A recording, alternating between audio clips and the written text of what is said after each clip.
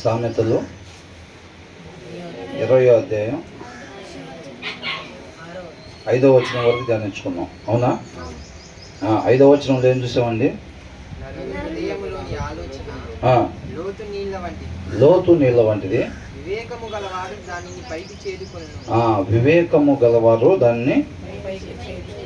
పైకి చేదుకొను. దీని నుంచి మనం ఏం నేర్చుకున్నాం?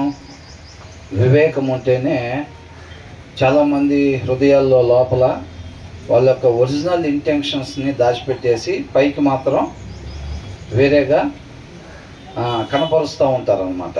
అవునా? వాళ్ళ చాలా దుఃఖం ఉండొచ్చు, లేకపోతే ఆనందం ఉండొచ్చు. కొంతమందికి బాగా డబ్బులు వచ్చినాయి అనుకోండి, బాగా డబ్బులు వచ్చినా సరే బయట చుట్టాల దగ్గర మాకు అసలు రాత్రి దగ్గర ఎట్లా వచ్చినాయి అంటారా? ఇంకేముంది, మన చుట్టాలకు తెలిసిందంటే ఇక అందరూ వాళ్ళ అప్పుల చిట్టా తీసుకొచ్చి మన ముందు పెడతారు. కాబట్టి మనం ఎప్పట్లాగినా ఏమాత్రం ఇంత కూడా బయటికి తెలియకుండా అననీయ ఎంత కమ్మేరు పొలం అంటే ఏమన్నారు? లోపలేమో ఆనందం, లోపల దాచిపెట్టుకుని వచ్చాము ఇంటికాడ, అర్జెంటుకి కానుకలు ఇక్కడ ఇచ్చేసి ఇంటికి వెళ్ళి పండగ చేసుకోవాలి అని అనుకున్నారు. బయటకు మాత్రం ఇంతకే అమ్మేమండి, మొత్తం తీసుకొచ్చి మీకే చెప్పారా? నువ్వు చెప్పానంటే ఆమె కూడా ఏం చెప్పింది? ఇద్దరికిద్దరు మహానటులాగా నటించారు. నటించడం వల్ల ఎవరికి నష్టమైంది? వాళ్ళకే నష్టమైంది. ఇక్కడ కూడా మనం ఏం చేస్తామంటే జనాల ముందు నటిస్తాం. అర్థమైందండి? లోపల ఆనందం ఉన్నా సరే మనం ఆనందం ఉన్నట్టుకుంటే వీళ్ళకంతా బాగా జరుగుతున్నట్టే ఉంది అనుకుంటారేమో అని చెప్పి అవసరాల దగ్గర ఎలా ఉంటాం? ఎప్పుడు భేద మొహాలు వేసుకొని అవసరతల్లో ఉన్నట్టుగానే కనపడుతూ ఉంటాం అన్నమాట. వాళ్ళ ఒరిజినల్ ఇంటెన్షన్స్ మనకి తెలియాలి అని అంటే మనకేం ఉండాలంట? వివేకము ఉండాలి. అర్థమైందండి? అది ఎక్కడ దొరికిద్ది మరి? దేవుని వాక్యంలో దొరికిద్ది అనమాట. దేవుని వాక్యం ధ్యానించకుండా వాళ్ళ అంతరంగంలో ఏముందో తెలుసుకోవటం అది మన వల్ల అయ్యే పని కాదు. అర్థమవుతుందండి? అసలు ఇంతకీ తెలుసుకుని ఏం చేస్తాం? ఆ ఎదుటి వారిలో ఏమి అంతరంగంలో వాళ్ళకున్న ఇంటెన్షన్స్ ఏంటో తెలుసుకొని ఏం చేస్తాం? అది బయటికి వీళ్ళు ఆనందపడుతున్నారులే కానీ లోపల చాలా బాధ ఉంది, నాకు వివేకం ద్వారా తెలుస్తుందని చెప్పి వీళ్ళు లోపల ఆనందపడతారా? పైకి మీరు షో ఆఫ్ చేస్తున్నారులే కానీ మీరు భోజనం చేయలేదని నాకు తెలుసు, మీకు తినడానికి లేదన్న విషయం నాకు తెలుసు, అదే నాకు ఆనందంగా ఉంది అనుకుంటారా? మరేమనుకుంటారు? అది ఏంటంట, మనం చేయగలిగిన మంచేదో వాళ్ళకి చేసేవారంగా ఉండాలన్నమాట. చేయగలిగిన మంచి అని అంటే మనం క్రీస్తు వల్లే జీవించాలి. ఎదుటివారు మన నుంచి ఏం కోరుకుంటున్నారంట? క్రీస్తు ప్రేమని కోరుకుంటూ ఉన్నారు. కాబట్టి ఇది చూడండి, మన నుంచి క్రీస్తు ప్రేమను కోరుకుంటున్నారు కాబట్టి మనం ఆ ప్రేమను వారికి కనపరిచే వారంగా ఉండాలి. ఏదో పై రూపాన్ని లక్ష్య పెట్టి వాళ్ళ లోపల బాధ ఉంటే కూడా తెలుసుకోకుండా ఇతరులాగా మనం వెళ్ళిపోయే వాళ్ళంగా కాకుండా మనం వివేకం కలిగి ఉండటం వల్ల వాళ్ళ ఇంటెన్షన్స్ ఏంటో తెలుసుకొని దాని ప్రకారంగా మనం వాళ్ళతో సహవాసం చేసేవారంగా ఉండాలి, వ్యవహరించే వారంగా ఉండాలి. ఒరిజినల్ ఇంటెన్షన్స్ కనుక్కొని దాన్ని బట్టి వాళ్ళతో మనం వ్యవహరించే వారంగా ఉండాలన్నమాట. అర్థమవుతుందండి? కొంతమంది తినకుండా వచ్చి అడిగితే ఏమంటారు? తిన్నామంటారు. ఎందుకని? అలా తినడానికి లేదు, బాబు ఎందుకులే చెప్పటం ఎందుకు, ఒకళ్ళని అడగటం ఎందుకని అనుకుంటూ ఉంటారు. అంతేనా? అవసరతలో ఉన్నా కానీ కొంతమంది అడగకుండా ఉంటారు. అలాంటి గమనించుకున్నప్పుడు ఏం చేయాలంట? సహాయం చేసేవారంగా ఉండాలి అని అంటున్నారు. తర్వాత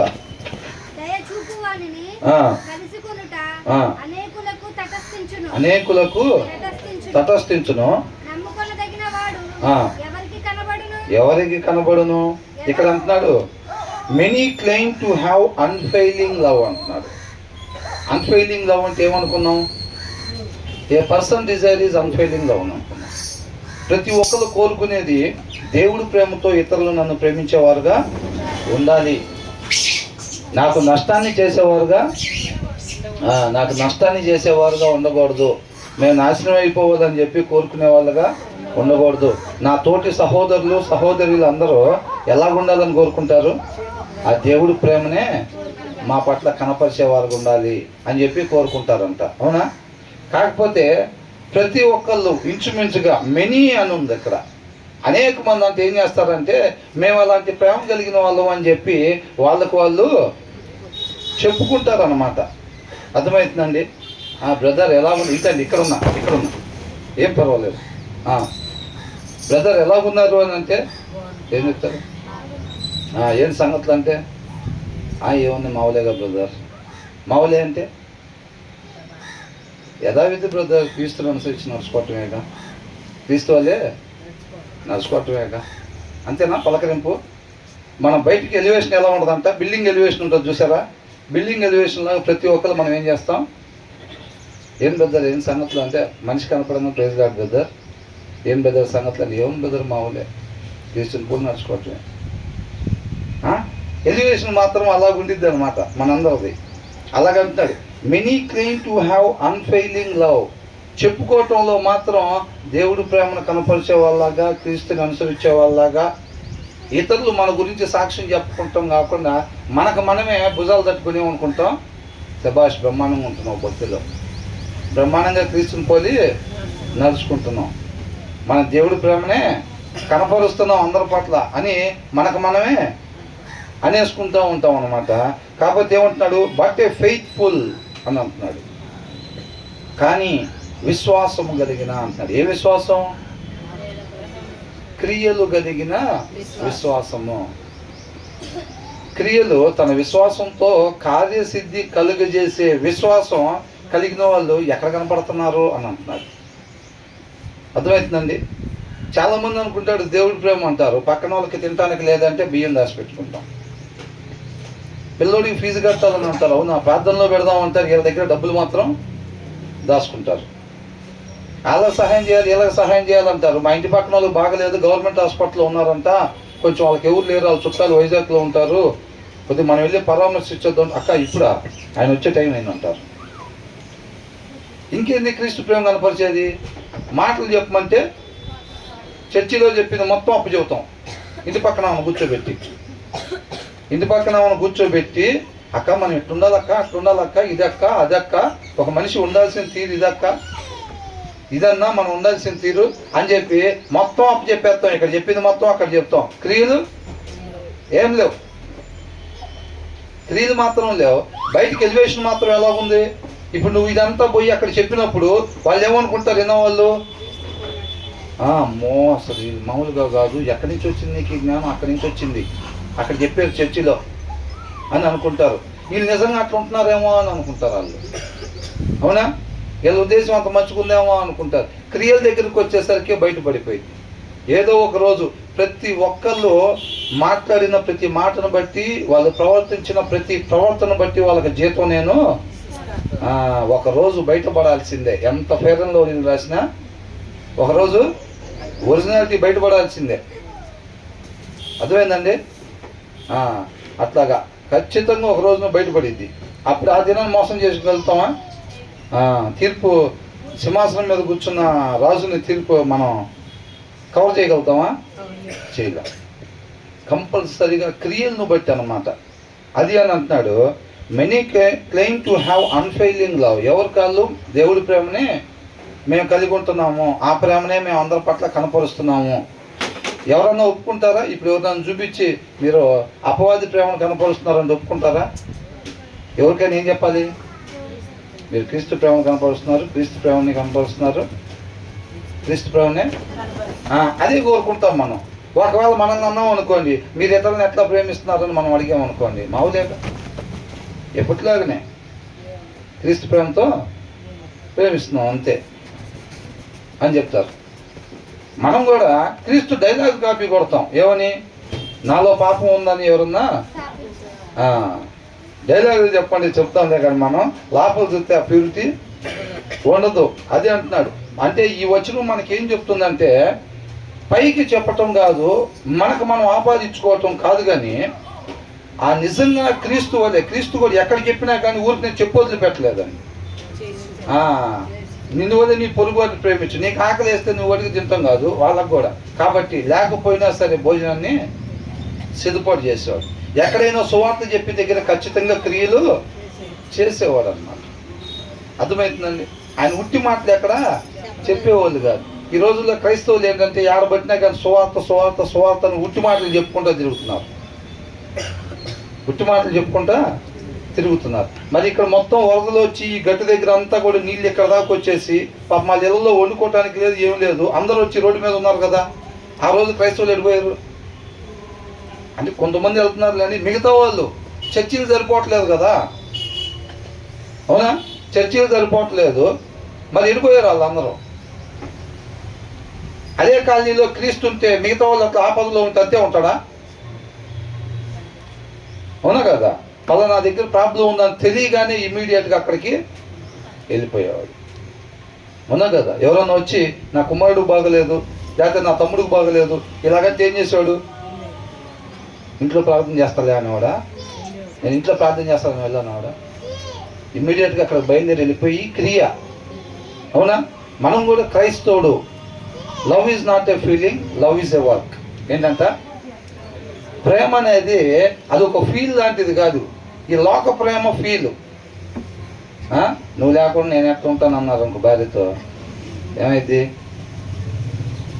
అది కాదు, ఇంకా అజ్జాలు. అవునా? అదే ఒకవేళ భార్య అంటే, భార్య అన్నా కానీ భర్త కూడా ఇలా అదొక ఫీల్ ఉండిద్ది. అవునా? నిజమైన ప్రేమ ఎట్లా ఉంటుంది? భార్య తినలేదంటే భర్త తినకపోతే ఎలాగ అల్లాడిపోతాడో అలాగా అల్లాడిపోవాలి. అవునా కదా? ఒకవేళ భర్త తినకపోయినా భార్య కూడా తను తినకపోతే నిజంగా ఎలా ఉంటుందో, భార్య కానీ భర్త కానీ తిననప్పుడు కూడా తనకి సేమ్ టు సేమ్ ఆ ఉద్దేశమే కలగాలి. అప్పుడు ఏం చేస్తాడో చూసుకొని తను ఇమీడియట్గా ఎందుకు తినలేదు, ఏంటి పరిస్థితి, ఒకవేళ నేను ఏదన్నా మాట అనటం వల్ల తినలేదా, సరే దానికి సంబంధించి మనం వెళ్ళి ఇమీడియట్గా దాన్ని ఆ గ్యాప్ని తీసేసుకోవాలి, సమాధానపరచాలి, తన భోజనం చెయ్యాలి. అది మనకు అనిపించింది అనుకో, మనల్ని ఎవరైనా ఒక మాట అనటం వల్ల మనం తినకుండా ఉన్నాం అనుకో, మనం అదే కదా కోరుకుంటాం. వాళ్ళు వచ్చి సమాధానం పడితే బాగుండు, మనం ఆకలేస్తుంది కాబట్టి, మనం తినకుండా ఉన్నంత మాత్రం ఆకలి వేయకుండా ఉంటుందా? కాబట్టి మనం తినొచ్చు అని కోరుకుంటాం. కాబట్టి ఎదుటి వాళ్ళు కూడా అదే కోరుకుంటూ ఉంటారు. అందుకనే వాక్య సారాంశం ఏం చెప్తుంది? నీకు జనాలు ఏం చెయ్యాలని కోరుకుంటావో నువ్వు జనాలకి అది చెయ్యాలి అని అంటున్నాడు. అర్థమవుతుందండి? కాబట్టి మనం ఉట్టి మాటలు కాకుండా ఏం చేయాలంట? క్రియారూపకముగా క్రీస్తు వలె జీవించే వారంగా ఉండాలి. క్రియల రూపకంగా ఆ క్రియలను బట్టి ఆ చెట్టు ఏంటన్నది మనం గెస్ చేయొచ్చు. ఇందాక బ్రదర్ అంటున్నారు 100% రైట్. అది ఏంటంట? తెల్ల సొక్కలు లేదని చర్చికి బాగున్నది కూడా ఉన్నారు. అంటే బ్రదర్ మీరు కూడా వేసుకున్నారు కా అంటారా? నేను వాస్తవానికి ఇటు నుంచి ఇటు డ్యూటీకి వెళ్ళాల్సిన పరిస్థితి ఉంది కాబట్టి అక్కడ డ్యూటీలో అవసరమని వేసుకుంటున్నా. లేకపోతే నేను అంతకుముందు ఇటు నుంచి డ్యూటీకి వెళ్ళే పరిస్థితి లేనప్పుడు నేను ఆటోమేటిక్గా మిగతా అన్నీ కలర్ షర్ట్స్ అంతకుముందు కావాలంటే వీడియోలు కూడా ఉన్నాయి, మీరు చూడొచ్చు. లేదు ట్యూస్డే కానీ లేకపోతే ఇలాంటప్పుడు ఖచ్చితంగా నేను మంగళవారం సెలవు ఉంటుంది, మంగళవారం నేను డ్యూటీకి వెళ్ళను, ఖచ్చితంగా ఆ రోజు నేను కలర్ షర్టే 99.99% కలర్ షర్టే వేసుకుని వస్తాను. అర్థమవుతుంది? నేను వేసుకొచ్చాను కాబట్టి కరెక్ట్ అని కాదండి. వాక్య సారాంశం ఇట్లాంటి వాటికి ప్రాధాన్యతని ఇవ్వట్లేదు. కాబట్టి మన రంగుల్లో ఏమీ ఉండదండి. అట్లా నిన్న షార్ట్ వీడియోలో కూడా ఏంటంట, ఆ 40 రోజుల్లోనే ప్రేమ పొంగి పొర్లిపోతూ ఉంటుంది, భక్తి పొంగి పొర్లిపోతూ ఉండేది. తర్వాత ఈస్టర్ అయిపోతే మళ్ళీ మౌలేనా? యేసుక్రీస్తు క్రిస్మస్ రోజు, ఈస్టర్ రోజు, గుడ్ ఫ్రైడే రోజు లేకపోతే వీటి వరకు చూస్తాడా? మిగతా రోజులు వదిలిపెడతాడా? అన్ని రోజులు చూస్తాడుగా, అన్ని రోజులు చూస్తాడు. కాబట్టి మన విశ్వాసం ఎంత ఉంది అని అనేది మనం చేసే క్రియల్లోనే తెలిసిపోతూ ఉండిద్ది అన్నమాట. అర్థమవుతుందండి? మనం చేసే క్రియలను బట్టి ఎదుటి వాళ్ళు కాదు, మనల్ని మనం కూడా చెక్ చేసుకోవచ్చు. ఆ రీతిగా నేను ఎంతవరకు రెస్పాండ్ అవుతున్నాను, మిగతా వాళ్ళు అవసరతల్లో ఉన్నారన్నప్పుడు, ఆపదలో ఉన్నారన్నప్పుడు నేను ఎంతవరకు రెస్పాండ్ అవుదాం అనిపిస్తుంది. అనిపించడంతో పాటు నేను వెళ్ళి ఎంతవరకు క్రియ అక్కడ జరిగిస్తున్నాను అనే దాన్ని బట్టి కూడా మన విశ్వాసం తెలిసిపోయింది. అంతే తప్ప మనం జపం చేసినట్టుగా ఊరికి నేను విశ్వాసం అనుకుంటేనే, లేకపోతే నాకు నేను విశ్వాసం కలిగి ఉన్నాను, బాగా విశ్వాసం కలిగి ఉన్నాను అని అనుకుంటేనే కాదు, దాన్ని మెజర్ చేసుకోవాలని అంటే క్రియల్లో.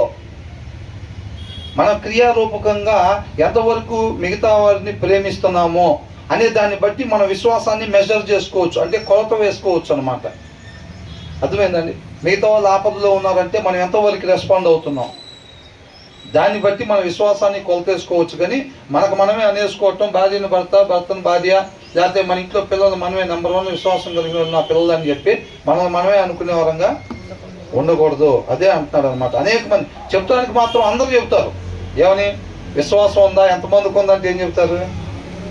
ఎంతమందికి ఉంది ఇక్కడ విశ్వాసం అంటే అందరి చేతులు ఎత్తుతాం. దేవుడి ప్రేమతో మిగతా వాళ్ళని ఎంతమంది ప్రేమిస్తున్నారంటే అందరి చేతులు ఎత్తుతాం. కానీ వరదలు వచ్చేసి ఇక్కడ దాకా నీళ్లు మునిగిపోతే వీళ్ళు ఎవరు అక్కడ కనపడతారు ఆ చేతులు ఎత్తున్న వాళ్ళు. అంటే అది నిజమైన విశ్వాసమా? కాదు. యాకోబు రాసిన పత్రికలో ఉన్నట్టుగా ఏంటంటే దెయ్యాల విశ్వాసం అది. అవునా? అది సత్యం అంటాము, నమ్ముతాము, కానీ క్రియలు మాత్రం మన దగ్గర ఉండవు. దేవుడు ఒక్కడే అని చెప్పి దెయ్యాలు కూడా నమ్మి వణుకుతున్నాయి అంట, కానీ ఆయన చెప్పిన పని మాత్రం అయ్యి చెయ్యు. ఆ నమ్మకం దెయ్యాల విశ్వాసం అంటున్నారు. అవునా? దెయ్యాల నమ్మకం అంటున్నారు. కాబట్టి మన క్రియ లేకుండా ఉట్టి నమ్మటాలే వరకైతే మాత్రం, విశ్వసించటం వరకైతే కనుక అది దెయ్యాల విశ్వాసమే అయితే తప్ప దేవుని విశ్వాసం అది అవ్వదు. కాబట్టి మన క్రియలను బట్టి మన విశ్వాసాన్ని మెజర్ చేసుకునే వారంగా ఉండాలి. సోమవారం ఏమనుకుంటాడు? నేను వాళ్ళకి సహాయం చేయాలి, వీళ్ళకి సహాయం చేయాలి, వాళ్ళకి బాగలేదంటే వాళ్ళ హాస్పిటల్ కంటే మనం ఏం ఆశపడతాం? గబగబా పట్టుకుని వెళ్ళి మనం తీసుకునేది, వేరే వాళ్ళు వచ్చే లోపలే మనమే తీసుకునేది, ఆటోలో ఎక్కించి వాళ్ళతో పాటు పక్క నుండి ఏం కాదు ఏం పర్వాలేదు, దేవుడు తోడుకుంటాడు, ఏం కాదమ్మా తగ్గిపోయింది అని అనుకుంటా హాస్పిటల్ దాకా వాళ్ళని తీసుకుని వెళ్ళాలి, అక్కడ డాక్టర్ చేతికి అప్పగించాలి అని డ్రీమ్స్ అనుకుంటా ఉంటాం. అవునా? నేను తింటానికని వెళ్ళే లోపలే కరెక్ట్గా 50 రూపాయలే ఉన్నాయి, నేను తింటానికి టిఫిన్ బండి దగ్గరికి వెళ్ళేసరికి ఓ ప్లేట్ ఇడ్లీ ఇవ్వండి అంటే, లేకపోతే ఓ దోశ ఇవ్వండి అంటే 45 రూపాయలు అంటే, అప్పుడే వేరే ఆయన అడిగితే సరే ఆయనకి ఇచ్చేసేయండి లేదని చెప్పి మనం తినకుండా వచ్చినట్టుగా వేరే వాళ్ళకి భోజనం పెట్టి మనం ఉపవాసం ఉన్నట్టుగా మనం అట్లా ఉండాలని చెప్పి ఫీల్ అవుతూ ఉంటాం. కానీ రియాలిటీలోకి వచ్చేసరికి ఏమైంది? ఆ ఛాయలు ఏమి మనలో కనపడవు. ఎందుకని? మనకు మన విశ్వాసంలో వేసుకోవటానికి 99 మార్కులు వేసుకుంటున్నాం, అక్కడ 100 మాత్రం ఎంతంట? ఆ మిగిలిపోయిన 1% కనపడుతుంది క్రియల్లో. అర్థమవుతుందండి? కాబట్టి మనం క్రైస్తవులు, విశ్వాసులు అని చెప్పుకోవటం కాదండి బయట, ఆ క్రియల ద్వారా మనం క్రీస్తుని కనపరిచే వారంగా ఉండాలి. మన క్రిస్టియన్ అని ఎక్కడ బయట చెప్పాల్సిన అవసరం లేదు. మన క్రియలు బట్టే ఇతరులు తెలుసుకోవాలన్నమాట, వీళ్ళు క్రీస్తుని అనుసరించే వాళ్ళు అనుకుంటా అనేది ఇతరులు తెలుసుకోవాలి. ఆయన ప్రేమ స్వరూపి కాబట్టి ఆ క్రియలు కలిగిన ప్రేమను మనం కనపరిచినప్పుడు మనం క్రీస్తుని కనపరిచిన వారంగా ఉంటాం. అవునా? ఆయన చెప్పింది చేసినప్పుడు ఆయన మహింపరచబడతాడు. యేసుక్రీస్తు వారు ఏమన్నారు? ఈ భూమి మీద నువ్వు నాకు చేయటానికి ఇచ్చిన పని మొత్తం నేను సంపూర్ణంగా నెరవేర్చి నేను నిన్ను మహింపరిచాను అంటున్నాడు. ఆయన చెప్పింది చేయకుండా మనం ప్రభా నీకే మహిమ, నీకే మహిమ, నీకే మహిమ, నీకే మహిమ అంటుంటే, వారం మొత్తం మనకు నచ్చినట్టుగా జీవించి వాక్యంలో ఉన్న దాన్ని వదిలిపెట్టి ఆయన మాటను తీసి పక్కన పెట్టి నీకే మహిమ, నీకే మహిమ అంటే వెళ్ళిపోయింది ఆయనకి మహిమ. నువ్వు నీకే మహిమ అని ఏం అనవసరంలా, అనకపోయినా కానీ నువ్వు ఆయన ఏదైతే చెప్పాడో అదే చేసినప్పుడు ఆటోమేటిక్గా మహిమ ఆయనకి వెళ్ళిద్ది అంతే. అవునా కదా? అది అంటున్నాడు. మనం అలాగ క్రీస్తు తండ్రిని మహింపరిచాడు. మనం కూడా ఆయన చెప్పిన మాట ప్రకారంగా జీవిస్తా, ఆయన్ని పోలి జీవిస్తా ఆయన మహింపరిచే వాళ్ళం ఉండాలి తప్ప జీవించడం తీసి పక్కన పెట్టేసి క్రియలతో ప్రేమించడం పక్కన పెట్టి స్తోత్రాలు స్తోత్రాలు స్తోత్రాలు, మహిమ మహిమ మహిమ, గ్లోరీ గ్లోరీ గ్లోరీ, డీజే బాక్సులు తెచ్చి పెట్టుకుంటా ఉంటే అందరు ట్యాప్ ఒకసారి చెబుతుంటే అందరూ చెప్పాలి, అందరూ పలకాలి, నోరు తెసి అందరూ పలికితే వచ్చిద్దా? పలికితే కాదు వచ్చేది. అవునా కదా? కాబట్టి వాక్యాన్ని అనుసరించటం ద్వారా మన జీవితంలో ఎంత పర్సంటేజ్ మనం వాక్యాన్ని అనుసరిస్తున్నామో, వాక్యాన్ని అనుసరించడం అంటే ఏంటి? ఒక మనిషి మనిషిగా జీవించటం అంతేనా? వాక్యం అంటే ఏంటి? మనిషి ఉండాల్సిన విధానం అన్నమాట. వాక్యము మనిషి ఉండాల్సిన విధానము. వాక్యాన్ని అనుసరించటము అని అంటే ఒక మనిషి ఉండాల్సిన రీతిగా ఉంటున్న క్షణాలు అవన్నీ. అర్థమవుతుందండి? మనం ఆయనకో ఏదో లడ్డు, బూందీ, లేకపోతే కానుకలు, లేకపోతే అయ్యి తీసుకొచ్చి ఆయనకేమి మనం ఇచ్చేది కాదు. మనం ఉండాల్సిన రీతిగా మనం ఉండటం ఆయనకి మహిమ కలిగిద్ది అని అంటున్నాడు. మనమేం ప్రత్యేకంగా ఆయనకు తీసుకొని వెళ్ళి, ప్రభా నీకు ఎట్టు చేయాలి, నీకు ఇది తక్కువైంది, నీకు అక్కడ పీట వేపిస్తా, నీకు ఇక్కడ కుర్చీ వేపిస్తా, నీకు అది ఫ్యాన్ పెట్టిస్తా, నీకు అది చేస్తా, ఇది మనం ఆయనకేమీ చెయ్యాల్సిన పని లేదంట. నువ్వు ఉండాల్సినట్టుగా నువ్వు ఉండటమే నాకు మహిమ అని అంటున్నాడు. అర్థమవుతుందండి? ఆయన్ని మహింపరచాలి, ఆయనకి మాత్రమే సమస్త మహిమ వెళ్ళాలి అని అనుకుంటే కనుక మనం ఉండాల్సిన రీతిగా మాత్రమే ఉండాలి. ఉండాల్సిన రీతి ఏంటంట? వాక్యాన్ని అనుసరించటం. అవునా? మరి ఎవరిని అడగాలి? పిల్లలు వెళ్ళి, డాడీ నేను అసలు ఎలా బతకాలి డాడీ, ఎలా జీవించాలి, నేనేం చేయాలి డాడీ, నేనేమవ్వాలి డాడీ అసలు అని పిల్లలు వచ్చి తల్లిదండ్రులను అడగాల. తల్లిదండ్రులు వాళ్ళ నాన్నగారు లెగవలేకపోయినా సరే కుర్చీలో మంచంలో ఉన్న వాళ్ళని అడగాల. వెళ్ళి ఎవరిని అడగాలి? దేవుణ్ణి అడగాలి. ప్రతి ఒక్కరు పిల్లలు వచ్చి ఆ మాట అడిగితే ఏమని చెప్పాలి? ఎటు చూపించాలి? అక్కడ నేను ఎవరిని అడుగుతున్నా అది అది క్రియారూపకంగా పిల్లలకి కనపడాలి. అది నువ్వు ఎవరిని అడుగుతున్నావో క్రియారూపకంగా పిల్లలకి కనపడాలి. నువ్వు మోకాలు వేసినప్పుడు ప్రార్థించేటప్పుడు నువ్వు ఆయనతో మాట్లాడుతున్నట్టుగా, ఆయన దగ్గర నుంచి పొందుకుంటున్నట్టుగా, ఆయన ఆశ్రయిస్తున్నట్టుగా, నువ్వే మాకు దిక్కు ప్రభువా అని నీ క్రియ ద్వారా పిల్లలకి కనపరుస్తున్నావు అన్నమాట, తెలియపరుస్తున్నావు ఆ విషయాన్ని. మనం మోకాలు వేయటమే పిల్లలు చూడపోతుంటే, మా డాడీ మా మమ్మీ ఎక్కడి నుంచి తీసుకుంటున్నారు, ఎక్కడి నుంచి తీసుకుంటున్నాం మనం, వాళ్ళకు కూడా ఏమొచ్చింది, ఎక్కడి నుంచి తీసుకోవటమే వచ్చింది. అలా పైకి చూడటం అలవాటు అవ్వదు. పైకి చూడటం అంటే ఫిజికల్గా తీసుకోబాకండి, లిటరల్గా తీసుకోబాకండి. అంటే పైకి చూడటం అని అంటే ఇలా పైకి చూస్తే క్రీస్తు వైపు చూసినట్టు అనుకుంటాను, అట్లా కాదండి. అవునా? కాబట్టి మనం ఏంటంటే ఊరికనే మనం అనేసుకోవటం కాదు, ఎవరికాళ్ళు అట్లా అనుకోవటం కాదులే, కానీ ఏంటంటే క్రియలు కలిగిన విశ్వాసం మనం కలిగి ఉండాలి. పర్సన్ హూ కెన్ ఫైండ్ అని అంటున్నారు. ఎవరు దాన్ని ఎతుకుతున్నారు? అసలు ఎవరు ఎతుకుతున్నారండి? అలాంటి విశ్వాసాన్ని ఎతుకుతున్నామా? అలాంటి విశ్వాసాన్ని ఎతకట్లేదు. ఆచారంగా మనం ఇందాక అన్నాం కదండి, స్తోత్రాలు నీకే మహిమ అది ఇది అని చెప్పి మనం అంటాం కాదు, మన జీవిత విధానం ద్వారా ఆయనకి మహిమ చెల్లించేవారుగా ఉండాలి. చక్కగా లోపల క్లీన్ చేస్తున్నాడు దేవుడు, అంతరంగంలో లోపల నీట్గా ఆయన వాక్యం ద్వారా శుభ్రపరుస్తున్నాడు, క్లీన్ చేస్తున్నాడు. ఆయన హృదయం వలె మన హృదయాల్ని మారుస్తున్నాడు. ఈ వచనాల్లో ఏ రీతిగా ఉండమని ఉంటుందో ఆ రీతిగానే మనం ఉంటుంటే కనుక ఆ కాలనీలో మీరున్న ప్రదేశాల్లో క్రీస్తు ఉన్నట్టే. అర్థమైందండి? ఈ కాలనీలో ఒకవేళ క్రీస్తుంటే ఎలా ఉంటాడంటావు, ఎలా జీవించి ఉండేవాడంటావు అని అంటే, నువ్వు ఈ వచనాల్ని ఎట్లయితే ఉండమని చెబుతున్నారో ఆ రీతిగా నువ్వు ఉంటే, నువ్వు క్రీస్తు ఆ ఇంట్లో ఉంటే ఎలా ఉంటుందో, ఆ కాలనీలో ఉంటే ఎలా ఉంటుందో, ఆ ఆఫీసులో ఉంటే ఎలా ఉంటుందో నువ్వు కూడా అలాగే జీవిస్తావు. ప్రతి ఒక్కరు కూడా క్రీస్తుని పోలి జీవించాలి. నిస్వార్థమైన ప్రేమ, అవునా? ఆ ప్రేమ కలిగి జీవించాలి. నిస్వార్థం, స్వార్థం లేనిది అంటే మనల్ని మనం ఉపేక్షించుకునేది.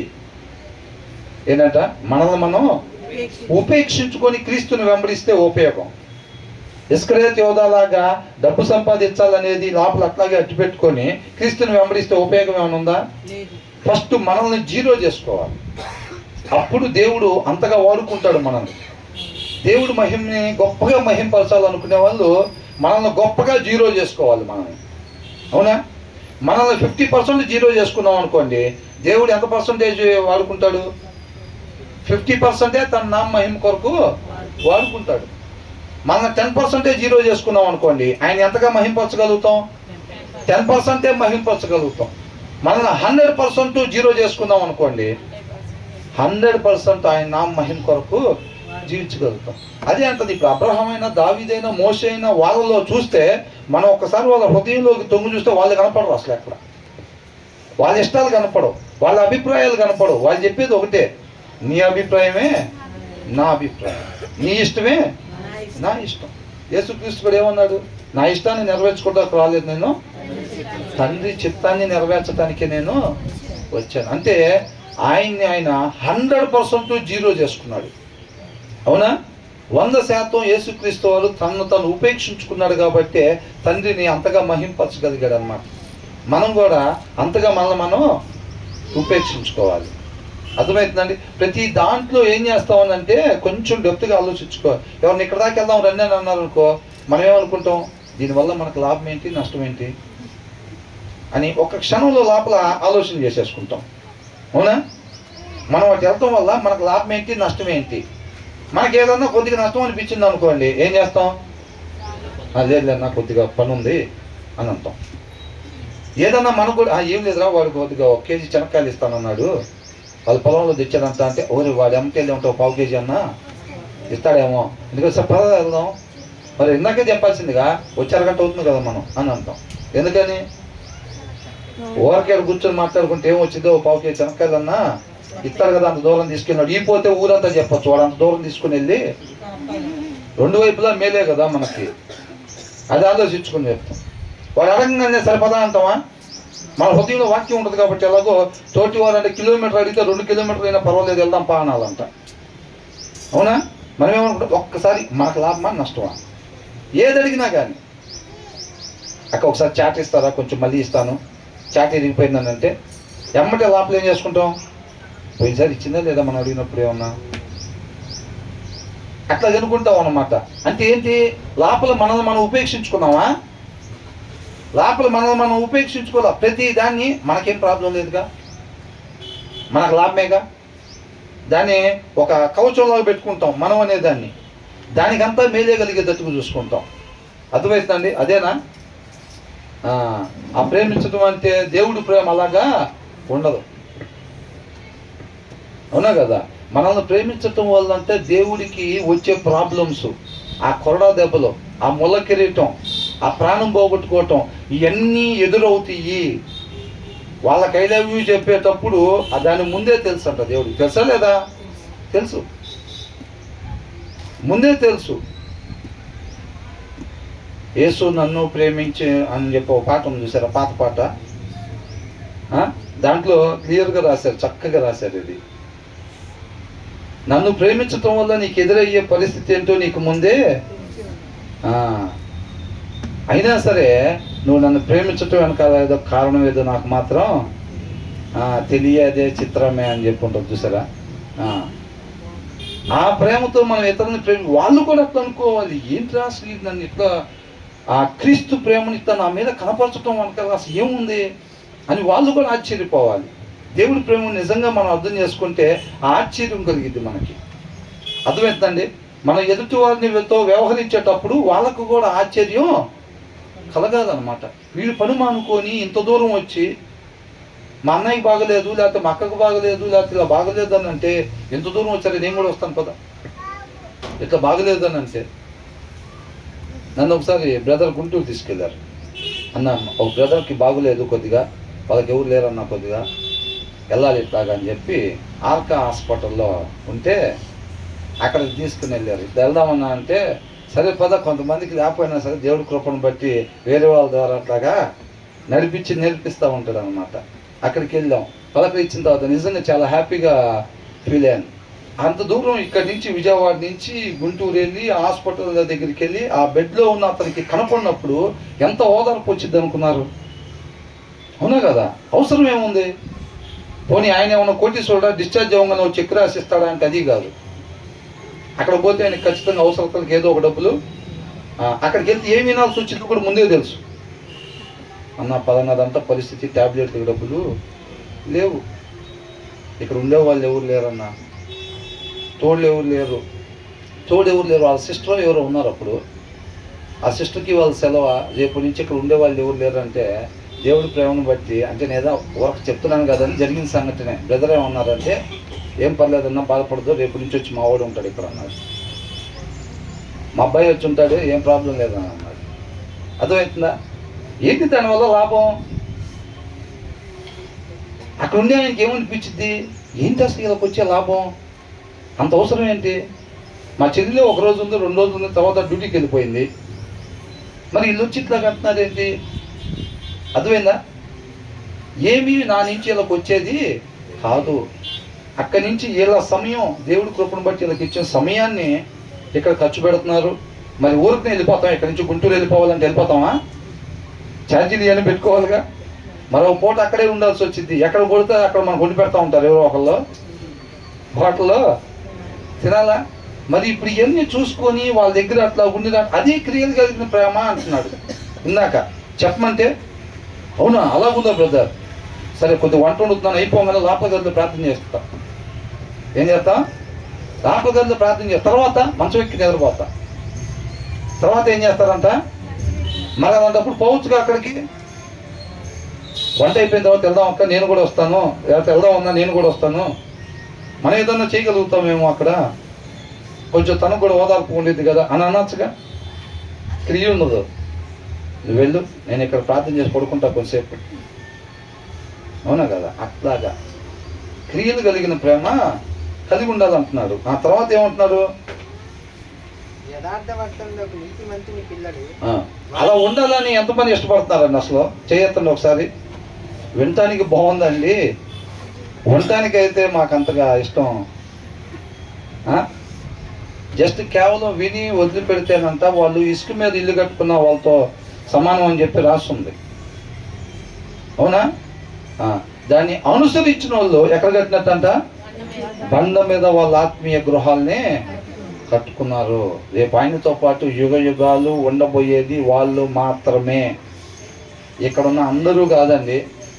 ఎవరైతే అది దేవుని వాక్కు, దాని ప్రకారంగా నేను జీవించాలని చెప్పి మనం ఆశపడి ఆయన ఆశ్రయిస్తామో వాళ్ళ వాటికే ఉంటారన్నమాట. అర్థమవుతుందండి? తర్వాత ఏమంటున్నారు?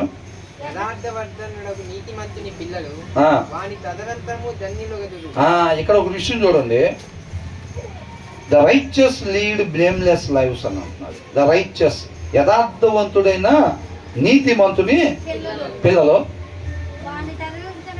వారి తదనంతరం అనేది ఎప్పుడు రాస్తారండి అసలు? వీలునామాల్లో వాటిల్లో అసలు ఈయనకి ఇల్లు లేదనుకోండి, ఈయన తదనంతరం వాళ్ళ పిల్లలకు వచ్చిద్దని రాస్తారా? ఈయన ఉంటే ఇల్లు ఫస్ట్, ఈయన తర్వాత ఈయన తదనంతరం పలానా వాళ్ళకి వెళ్ళాలని రాస్తారు. అవునా? అని ఈయనకు లేకుండా కూడా ఆయనకి రావాలని రాస్తారా? తదనంతరం అని రాస్తారు అక్కడ. మరి ఇక్కడ ఏంటంట? తెలుగు సిస్టమ్.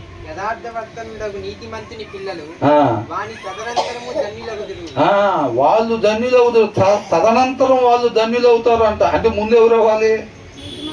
తల్లిదండ్రులు అవ్వాలి. ఎవరంటే ఇది పిల్లలకి చెప్పిందిలే, మనకు కాదు. పిల్లలని రాశారు కదా క్లియర్గా అక్కడ. పిల్లల ధన్యుల గురించి రాశారు, మన గురించి ఏం రాయలేదు అనుకుంటే పొరపాటే. వీరి తదనంతరం అంట. ఏంటి ఆ తదనంతరం? ఏదో ఇల్లు అన్నారు బ్రదర్ అంటారా? ఇల్లు అన్నారు కదా బ్రదర్, దానికైతే ఓకే, మేము ఈ వచ్చిన ఓకే, మాకు కూడా ఇవ్వండి. ఇల్లు కాదండి, ఇక్కడ ఏంటంట? యథార్థ వర్తనుడగు నీతిమంతుడు. అలాగంట, అది ఆస్తి. ఆ ఆస్తి అంట. దాని తర్వాత తదనంతరం వాళ్ళు కూడా అలాగా కలిగి ఉంటే కనుక ధన్యులుగా ఉంటారు. కాబట్టి ఫస్ట్ తల్లిదండ్రులు ధన్యులుగా ఉండాలి, యథార్థవంతులుగా నీతిమంతులు ఎవరు ఉండాలంట? తల్లిదండ్రులు ఉండాలి. అప్పుడు వీళ్ళు ధన్యులుగా ఉంటారు. అట్ ద సేమ్ టైం వీళ్ళ తదనంతరం వాళ్ళ పిల్లలు ఎక్కడి నుంచి వచ్చింది? వాళ్ళకి తల్లిదండ్రులు ఇస్తే వచ్చింది ఆస్తి అది. అవునా కదా? తల్లిదండ్రులు ఇస్తే వచ్చింది. తల్లిదండ్రులు మోకాళ్ళు వేయటం చూస్తే పిల్లలు మోకాళ్ళు వేస్తారు. తల్లిదండ్రులు గంట, 2 గంటలు, 3 గంటలు బైబిల్ దగ్గర కూర్చొని చదువుతుంటే ఆ ఆస్తి పిల్లలకి వచ్చింది. తల్లిదండ్రుల దగ్గర లేని ఆస్తి పిల్లలకి తదనంతరం రాదు. కొంతమంది ఆయన కృపను పట్టిస్తారు. తండ్రి తాగుబోతేనా పిల్లోని బలమైన విశ్వాసిగా లేదా పరిచర్యలో వాడుకుంటాడు. అంటే ఇక్కడ చూసారా, తల్లిదండ్రుల ఆస్తి లేదండి, ఇల్లు లేదు, పొలం లేదు, ఏమీ లేదు. తర్వాత నా టైంలో నేను కొనుక్కున్నాను, కట్టుకున్నాను అని అంటారు. చూసారా? ఆయన కృపను బట్టి కొంతమంది తల్లిదండ్రులు అలా లేకపోయినా సరే ఇస్తాడు. కానీ వాక్య సారాంశం ఏం చెప్తుంది? ఖచ్చితంగా తల్లిదండ్రులు అలాగా ఉండాల్సిందే. పిల్లలు మాత్రమే ఆయనతో పాటు ఉండాలనేది కాదండి. ప్రతి ఒక్కరు, ఏ ఆత్మ కూడా నశించిపోవటానికి ఇష్టం లేదు. The righteous lead blameless life. Blameless, నింద లేకుండా జీవిస్తారంట. ఎవరు? నీతిమంతులు. నీతిమంతులు అంటే ఎవరు? వాక్యాన్ని అనుసరించే వాళ్ళు, ఒక మనిషి ఉండాల్సిన రీతిగా ఉండేవాళ్ళు అని. నీతిమంతుడు అని అంటే ఒక మనిషి ఉండాల్సిన రీతిగా ఉండేవాళ్ళు అని. వాళ్ళు నింద లేకుండా జీవిస్తారంట. నింద అంటే ఏంటి? నింద అంటే ఏంటి? చేయకూడని పని చేస్తే అది నింద. చేయకూడని పని అంటే అసలు ఎలా డిసైడ్ చేశారు? చేయాల్సిన పని చేశాడు, చేయకూడని పని చేశాడు అనేది దేన్ని బట్టి డిసైడ్ చేశారు? వాక్యాన్ని బట్టి. వాక్యమే పరిమాణం అన్నమాట. వాక్యమే పరిమాణం. నింద లేకుండా అని అంటే వాక్యంలో వద్దు అన్న దాన్ని ఎప్పుడైతే చేస్తారో వాళ్ళు చేయకూడని పని చేసినట్టుగా, అంతే తప్ప నువ్వు నేను అనుకుంటే ఇది చేయొచ్చు ఇది చేయకూడదు అని కాదు. సిగరెట్ తాగడం పెద్ద తప్పే ఉందిరా, మందు తాగకూడదు కానీ అని అంటాడు. వీడికి ఉంది ఆ ఒక్క అలవాటే కాబట్టి. వాడేమంటాడు, అది నేను ఆడవాళ్ళు ఏం బాగుంది, సిగరెట్లు తాగను, మందు తాగడం పెద్ద తప్పేం కాదు, నా మానం నేను ఏదో కొద్దిగా తాగి ఒక ముద్దనం తిని పడుకుంటాను, నా వల్ల నష్టమే ఊరుకుందాను అంటాడు. అవునా?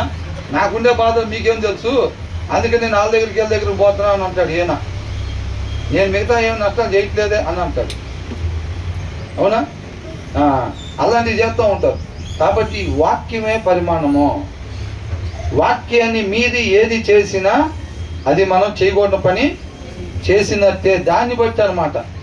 తల్లిదండ్రుల హృదయాల్లో వాక్యం లేదనుకోండి, వాళ్ళకి నచ్చింది పిల్లలు చేయటం కాదు, వాళ్ళకి నచ్చింది పిల్లలు చేయకుండా ఉండటం కాదండి. వాక్యమే పరిమాణం. తల్లిదండ్రుల హృదయాల్లో వాక్యం ఉన్నా లేకపోయినా వాక్యమే పరిమాణం. పిల్లల్ని పెంచాల్సిన తీరు కావచ్చు, భార్యతో నడవాల్సిన తీరు కావచ్చు, భర్తతో నడవాల్సిన తీరు కావచ్చు, తల్లిదండ్రులతో వ్యవహరించాల్సిన తీరు కావచ్చు, అత్తమామలతో వ్యవహరించాల్సిన తీరు కావచ్చు. ప్రతి దాంట్లో వాక్యం ఏం చెప్తుంది, ఆ వాక్యాన్ని బట్టి మనం ఉండాలి తప్ప వాక్యంలో అత్తగారితో ఉండకూడని రీతిగా వాక్యం పలానాలా ఉండకూడదు అంటే మనం ఆ రీతికి ఉన్నాము అని అంటే మనం ఉండకూడని రీతిగా ఉన్నట్టే. ఉండకూడని రీతిగా ఉన్నప్పుడు రాజుకి ఏం వచ్చిద్దంట? కోపం వచ్చింది. రాజుకి కోపం వస్తే ఏం పోయిద్ది? మనకి జీవం పోయిద్ది అన్నమాట. అర్థమవుతుందండి? వాక్యాన్ని అనుసరించకపోతే మనం ఉండాల్సిన రీతిగా ఉండనట్టు, అలా ఉండకపోతే ఏమైందంట? జీవం పోయింది. ఆ రోజున అవ్వమేమైంది? అవ్వ కాబట్టి తినింది పన్ను, నన్ను పెట్టుకుంటానా, ఏమిస్తానన్నా నేను తిన్నాను చెప్పుండేవాడిని. ఆయన మాట తీసి పక్కన పెట్టింది కాబట్టి ఏం బలహీనరాలు. నువ్వు కూడా వాక్యం పక్కన పెట్టి దాని సంగతి తేల్చేవాడిని, వాడి సంగతి తేల్చేవాడిని, అపవాది సంగతి అంటే నా బ్లాక్ బెల్ట్ ఉంది, ఆ బెల్ట్ ఉంది, ఈ బెల్ట్ ఉంది, ఏ బెల్ట్లు పనిచేయ వాడి దగ్గర. ఒకటే ఏంటంట? వాక్యము. అక్కడ ఉన్నప్పుడు నువ్వు నేను వాక్యం ఉంటేనే మనం కూడా పడిపోకుండా ఉంటాం తప్ప శక్తి అక్కడ ఉంది. నీలో నాలో ఏం లేదు. అవ్వ బలహీనరాలు, నేను స్ట్రాంగ్, పొలం పనికి వెళ్ళి వస్తా, లేకపోతే నేను ఆ పని చేసి వస్తా, రోకలతో దంచి వస్తా. నేనంటే దేంతో దంచినా కానీ నువ్వు ఏంటంట? శక్తి నీలో నాలో ఉండేది కాదు, ఆయన మాటలో ఉండిద్ది శక్తి, దాంట్లో ఉండిద్ది జయం. అర్థమవుతుందండి? ఆ మాటలు తీసి పక్కన పెట్టింది కాబట్టి ఏం ఓడిపోయింది. తిన్నావా అని చెప్పి అవ్వని అడిగాడు. ఎందుకు? దేవుడు తినొద్దన్నాడుగా అని అన్నాడు. అంతే. బాగుని తిననింది. బాగుని తిను, నా కిందాడికి ఇప్పుడు చాలా తేడా తెలుస్తుందనింది. ఏం చేశాడు సారు? ఎంత రంగుల ప్రపంచం ఇస్తే కాదని ఆ రంగు పడిపోయాడు. పడిపోయాడు లేదా? లేదు.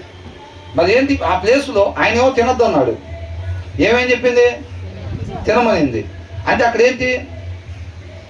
దేవుడా భార్య అనుకుంటే ఏమేం చేశాడు? అయిపోయింది. ఇంకా తల్లిదండ్రులు విడిచిపెట్టి భార్యను అద్దుకుంటాడంటే ఆయన ఇట్లా అనుకున్నాడేమో బహుశా. అందుకని అంత సారాంశం వదిలిపెట్టి లిటరల్గా ఏమైనా పట్టుకున్నాడేమో. గబక్కని పొరపాటు అట్లాగా జరిగింది. చాలా పొరపాట్లు అట్లా జరుగుతాయి. ఇప్పుడు కూడా లిటరల్గా మనం వాక్యాన్ని తీసుకున్నామంటే ఖచ్చితంగా సేమ్ పొరపాట్లు ఇప్పుడు కూడా జరుగుతాయి అట్లా. కాబట్టి ఏంటంట? ఆ వాక్యం తీసేస్తే ఆయన మాటే బలం. ఆ సారాంశమే మన హృదయంలో ఉండాలి. ఆ సారాంశమే మన నిత్య జీవానికి నడిపించింది. నేనే మార్గం అంటున్నాడు. అందుకనే ఆయన వాక్యమే మార్గం. వాక్యాన్ని అనుసరించటమే నిత్య జీవానికి మార్గం. మన తండ్రి దగ్గర నుంచి వేరైపోయాం కదా, మరలా తండ్రి దగ్గరికి చేర్చేది మనల్ని వాక్యమే. అర్థమవుతుందండి? ఈ ఇక్కడ చెప్పబడే ప్రతి వచనం తర్వాత వాటిలో ఉంటుంది. రత్నాల కన్నా ముత్యాల కన్నా అంతా విలువైంది దేవుడి మాట, ఆయన వాక్కు. ఈ సమస్తం కంటికి కనిపించే సమస్తాన్ని ఒక కుప్పేసిన ఆయన ఒక మాటతో సమానం కాదు. జీవాన్ని తెస్తాయా ఏదైనా? 100 కోట్లు 1,00,000 కోట్లు జీవాన్ని మరేం తెస్తాయి? ఆయన మాట, ఆయన మాట తెచ్చింది జీవాన్ని. అర్థమైందండి. వజ్రాలు ముత్యాలు ఏది పెట్టినా కోట్లు ఉండి అమెరికా నుంచి డాక్టర్లు తెచ్చుకున్నా సరే చచ్చిపోయిన వాళ్ళు ఉన్నారు లేరా? తమిళనాడు ముఖ్యమంత్రి జయలలిత చేసినప్పుడు ఆమెకు డబ్బుకే ఉన్న పొదువా? అమెరికా నుంచి డాక్టర్లు వచ్చారు, బతికిందా? లేదు. ఎంత కావాలంటే అంత ఖర్చు పెట్టే పరిస్థితి. అమెరికా నుంచి రావడం అంటే ఏంటి? అగ్రరాజ్యం, నెంబర్ 1 డాక్టర్లు టాప్ అక్కడే ఉండేది ప్రపంచంలో. ఆ ప్లేస్లో నుంచి డాక్టర్ వస్తే బతికిలేకపోయాడు అంటే ఏంది దాని అర్థం? డబ్బు తెచ్చిద్దా? తేలేదు. దేవుడి మాట. కాబట్టి జ్ఞానము వివేకం కలిగిన వాళ్ళు ఈ పిచ్చాటిని ఇక్కడ కొంతకాలం మెరుస్తూ ఉంటాయి చూసారా, డబ్బులు, కాగితాలు, బంగారం, వాటి కోసం నీ తోటి సహోదరుని నువ్వు ద్వేషించటం, మోసం చేయటం, పగబెట్టుకోవటం ఇట్లాంటివి చేయకుండా శాశ్వతమైన దాన్ని పట్టుకోవాలి. మనం వాక్యాన్ని అనుసరించేటప్పుడు ఏం దొరికిద్ది? శాశ్వతమైన నిత్య జీవం దొరికిద్ది అన్నమాట. నిత్య జీవం దొరికింది. ఈ లోకంలో కనపడేవి, కొంతకాలం ఉండిపోయేవి కూడా అన్నీ వ్యర్థమైనయే. కాబట్టి మనం అటువైపు చూసేవారంగా ఆయనకి కావాల్సింది ఎవరు? ఈ లోకంలో మెరుస్తూ ఉంటుంది, నేను ఉంటాను. అవి కాదనుకొని నా వైపు ఎవరైతే చూస్తారో ఆ రాళ్లతో ఆయన ఆత్మీయ మందిరాన్ని నిర్మిస్తున్నాడు అన్నమాట. అవి లేకపోతే ఇది ఒక్కటే ఉండొచ్చుగా. అందరు చాలామంది ప్రశ్న ఏంటి, అసలు ఆ చెట్టు పెట్టకుండా దేవుడు ఏదైనా తోటను తయారు చేసి ఉంటే బాగుండేదే. ఇక నీలో నాలో గొప్పతనం ఏముంది? ఇంకా ప్రతి పిచ్చోడు ఆయనతో పాటు ఉన్నట్టేగా. అట్లా ఉంటాడు, వాళ్ళతో ఉంటాడు ఆయన? అట్లా ఉండడు. ఆయనతో ఉండాలంటే ఒక అర్హత ఉన్నది, అవునా కదా? ఆయన ఎవరు ప్రార్థన వింటాడంట? నీతిమంతుల ప్రార్థన. ఆయనతో పాటు ఉండాలంటే ఇది ఉండాలి. కాబట్టి నువ్వు ఆ చెట్టు ఉంటే కూడా నువ్వు దాని జోలి పోకుండా నేను చెప్పిన దాని జోలి ఎప్పుడైతే వస్తావో అప్పుడే నీకు అర్హత నువ్వు నాతో పాటు ఉంటానికి. ఫస్ట్ స్టార్టింగ్లో ఏమనుకుంటారు యవనస్తులు, అసలు దేవుడు ఈ సిగరెట్ కొట్లు, మందు కొట్లు ఇవన్నీ అసలు పెట్టకుండా ఉండాల్సింది. అసలు ఈ సినిమా హాళ్ళు ఇవన్నీ ఏవైతే చేయొద్దు అంటున్నారో దేవుడే పెట్టకుండా ఉంటే గోలు ఉండేది కాదు. అసలు మా వాటి జోలి పోయేవాళ్ళం కాదు. ఒక పక్కన చూస్తేనేమో తలతలాడే సీసాలన్నీ దారిలో కనపడతాయి. టిఫిన్ చేద్దామని పోతే దగదగ మెరిసిపోతూ ఉంటాయి సీసాలు. ఇటు పక్కన చూస్తేనేమో సిగరెట్ పెట్టి ఏలాడి తీసుకుంటాడు. నేను షాప్ దగ్గర ఆపితే మా పాప అంటుంది, ఏంటంట జాయిస్ ఏం చదివావు అక్కడ? టొబాకో ఇంజరీస్ టు హెల్త్ అనేది, లేకపోతే క్యాన్సర్ అని ఏదో రాస్తుంది అక్కడ.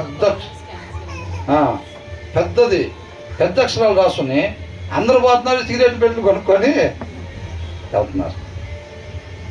అర్థమైందండి.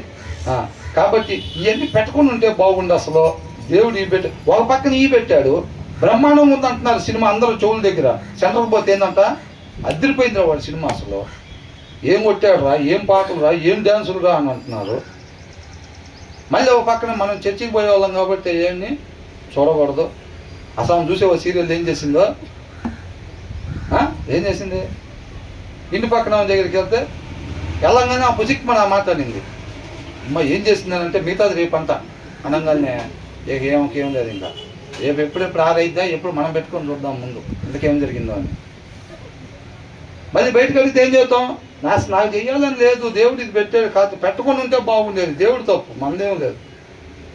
అవన్నీ పెట్టకపోతే నువ్వు నేను అసలు నీతిమంతుడు అని ఎడతేసింది. అది ఉన్నా కానీ, అవునా, నా భార్యను ఒక్కదాన్నే భూమి మీద పెడితే బాగుండే, అసలు నేను పెడతాం వల్ల తేడా పడుతుంది బండి అని అనుకుంటే, భార్యను ఒక్కదాన్నే పెడితే ఇక నువ్వు పోయేదే ఉంది దేవుడి దగ్గరికి. ఎవడైనా పోతాడు అంతేగా. నీలో బలం ఏముంది? డబ్బులు లేకపోతే తాగపోవటం గొప్ప, నువ్వు ఉన్నా తాగకుండా ఉండటం గొప్ప, అవునా కదా? అది అనేక మంది మెరుస్తున్నా భార్యను భార్యగా ప్రేమించటం అది గొప్ప. అర్థమైందండి. అట్లా ఏళ్తారనమాట. అట్లా ఏళ్తారు. ఇంత మొత్తం భూమిలో నుంచి బంగారం తీసి అమ్మటే ఆభరణాలు తయారు చేస్తారా? దాన్ని మంటతో కాలుస్తారు. ఆ తుప్పంతా పోవాలి, ప్యూరిటీ నిలబడాలి. కాబట్టి ఆయన ఆత్మీయ మందిరం నూతన యెరూషలేములో నువ్వు నేను ఒక ఆత్మీయ రాయిగా ఉండాలి అని అంటే ఇన్ని ఉన్నా ప్రభువా ఇవన్నీ కాదు, నాకు నువ్వే కావాలి అని ఎవరైతే అంటారో, ఎవరైతే ఆ జీవితం మీద అధికారం దేవుడికి అప్పగిస్తారో, అవునా, జీవితం అధికారం అప్పగించటం నోటి మాట పలకటమా? కాదు, నా సొంత ఆలోచన ఏది ఉపయోగించడానికి లేదు. నాకు దీంట్లో ఉన్న వచనాలు, దేవుడి మాట, దీని ప్రకారంగా నా జీవిత విధానం, వాక్యాన్ని అనుసరించటమే నా జీవిత విధానం కావాలి తప్ప వేరొకటి నా జీవితంలో వేరొక విధానం ఉండటానికి వీల్లేదు అని నిత్యం అది నా వలన అయ్యే పని కాదు, అది ఆయన చేయాల్సిన పని అని తెలుసుకొని ఆయన్ని ఆశ్రయించే వారంగా మనం ఉండాలన్నమాట.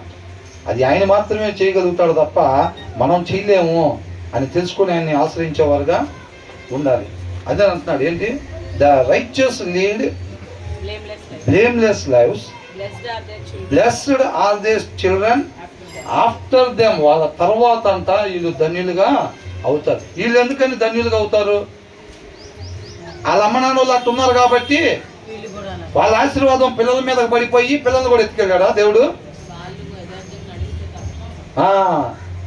సొలొమోనుతో ఏం చెప్పాడు దేవుడు?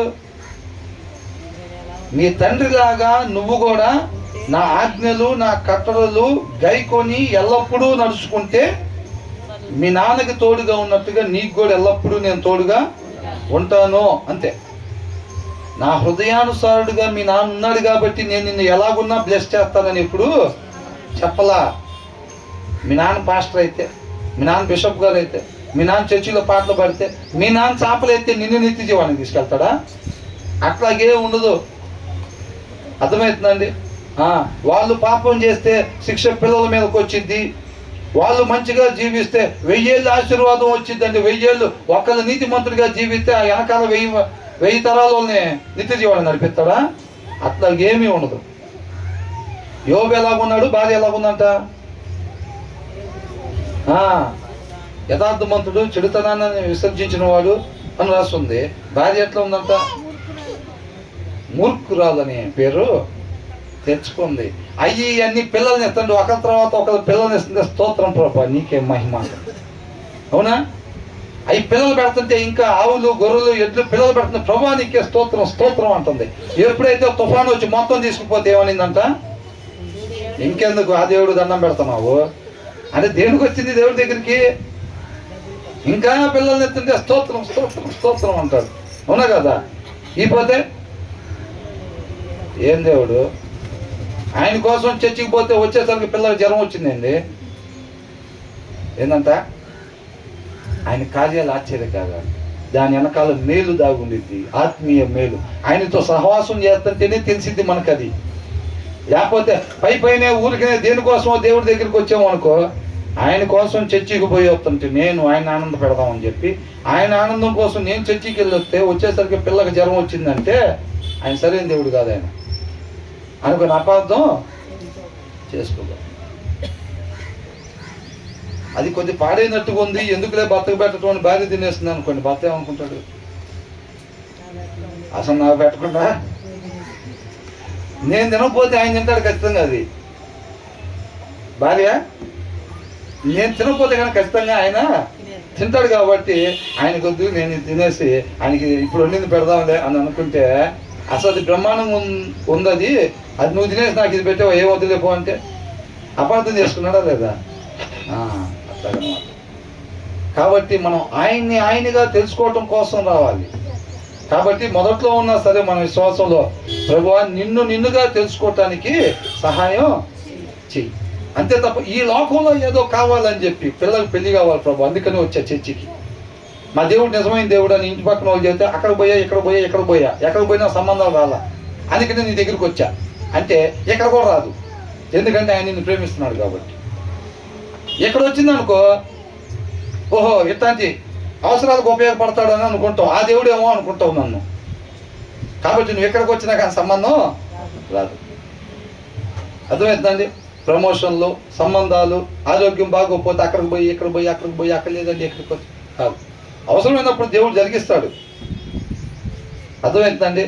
మనం సూచక క్రియ సైనింగ్ బోర్డు, ఆ బోర్డుకి వెళ్ళి కాదండి మనం చూడాల్సింది. అది ఎటువైపు ఇటు వెళ్తే గుంటూరు అని ఇట్లా పెట్టారు అనుకోండి, ఆ బోర్డుకి వెళ్ళి చూస్తాం. అదే నా గుంటూరు అంటే ఆ బోర్డు కాదు గుంటూరు. అది ఎటు చూపిస్తుందో మనం అటువైపు వెళ్తే గుంటూరు వచ్చింది. ఈ సూచక క్రియ ఎటు చూపిస్తుందో అది చూడాలి. అవునా కదా? శిష్యులు కూడా అద్భుతాలు చేసి, మీరు నెంబర్ 1, మీలాంటి మనుషులు అసలు మా మధ్యలో లేరు అని చెప్పి ఇలా కమ్మటే సింహాసనాలు వేస్తాము, దండేస్తాం, శనవాళ్ళు కప్పుతాం అంటే బట్టలు చింపుకొని పరిగెట్టారు వాళ్ళు. ఎందుకని? ఒరే బాబు, చేసింది మేం కాదు, అక్కడి నుంచి వచ్చింది అది చూడండి, మాకెళ్ళి నువ్వు చూస్తున్నారని అంటున్నాడు. ఆ మహిమలో 1% కూడా మా మీద పడకూడదని భయంతో వాళ్ళు పరిగెట్టారు. అదే మనమైతే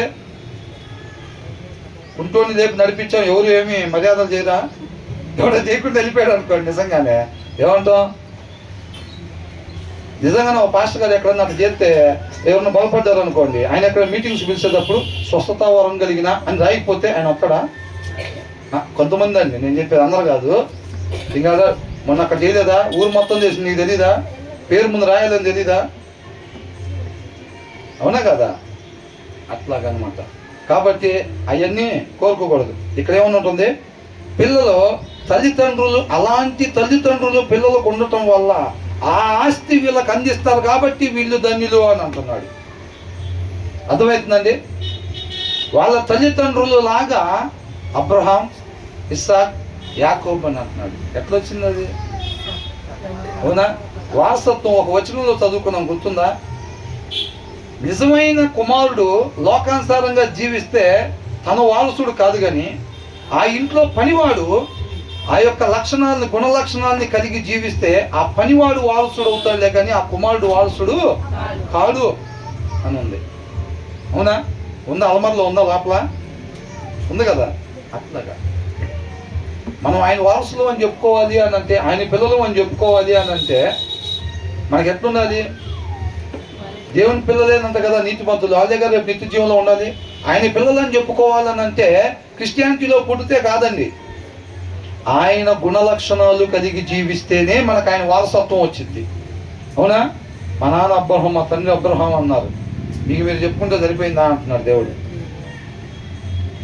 ఆమె క్రిస్టియన్స్ అని కావాలని సర్టిఫికేట్ తెస్తామంటే సర్టిఫికేట్లు తెస్తాం, నిత్య జీవనంలో పాయింట్ సార్ నిజంగానే మేము ఒరిజినల్ బీసీసీ అండి అంటే, మీరు బీసీసీయా ఏసీసీయా దాంట్లో ఉండదండి అది. ఇక్కడ ఆల్రెడీ గుణ లక్షణాలను బట్టి మీరు ఏ వారసత్వానికి సంబంధించిన వాళ్ళు అర్థమైపోయింది, దాన్ని బట్టి ఇక్కడ ప్లేస్లు కేటాయించబడతాయి.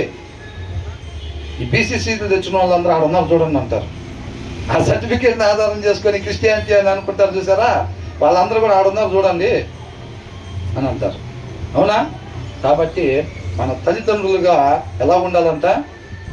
క్రీస్తు వల్లే మనం జీవిస్తూ ఉన్నట్లయితే పిల్లలకి ఆస్తి అందించే వాళ్ళు ఉంటాం, వాళ్ళు కూడా అలా ఉంటారు. కాబట్టి మనము ధన్యులు అవుతాం, వాళ్ళు కూడా ధన్యులుగా అవుతారు. కాబట్టి ప్రతి వచనం ఒక ముత్యము కన్నా విలువైనది. ఈ లోకంలో అన్నిటికన్నా ప్రతి వచనం విలువైంది. అదే రేపు మనల్ని కాపాడేది. కాబట్టి దాన్ని విడువకుండా ప్రతి ఒక్కరు కూడా ఏం చేయాలి? సొంతం చేసుకోవాలి. వాళ్ళ హృదయం అనే పలక మీద దాన్ని రాసుకోవాలి. ధ్యానించుకున్న ప్రతి వచనం సారాంశం ప్రకారంగా మేము జీవించేటట్టుగా నీ కృపతో నాయన ప్రతి ఒక్కరిని, మమ్మల్ని ప్రతి ఒక్కరిని నడిపించు ప్రభువా అని చెప్పి ఆ క్రియల ద్వారా మనం వాక్యాన్ని అనుసరించినప్పుడు ఆయన మహిమపరచబడుతూ ఉంటాడు తప్ప మన ఇష్టం వచ్చినట్టుగా జీవించి వచ్చే స్తోత్రం స్తోత్రం, మహిమ మహిమ, నీకే ఘనత అంటే అది ఏమి ఒక్కటి కూడా ఆయనకి పోదు కదా.